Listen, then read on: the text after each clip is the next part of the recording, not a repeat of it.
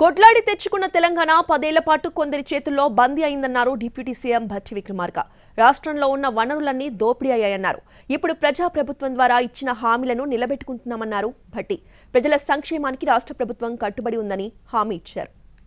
ఈరోజు ఈ రాష్ట్ర చరిత్రలో సువర్ణాక్షరాలతో లిఖించదగబడినటువంటి రోజుగా నేను భావిస్తా ఉన్నాను. కొట్లాడి తెచ్చుకున్న తెలంగాణ రాష్ట్రం 10 ఏళ్ల పాటు కొద్ది మంది చేతుల్లో బందీ అయి ప్రజలకి స్వేచ్ఛ లేకుండా, స్వాతంత్రం లేకుండా, హక్కులు లేకుండా ఉన్న వనరులన్నీ దోపిడీకి గురవుతూ ఉంటే రాష్ట్ర కాంగ్రెస్ కమిటీ ఆలోచన చేసి ఆనాడు పిసిసి ప్రెసిడెంట్గా నియమించబడినటువంటి శ్రీమతి సోనియా గాంధీ గారు, రాహుల్ గాంధీ గారు ఆశీస్సులతో నియమించబడినటువంటి రేవంత్ రెడ్డి గారు ఇదే ఇంద్రవల్లి దగ్గర నుంచి ఆనాడు శంఖారావం పూరించడం జరిగింది.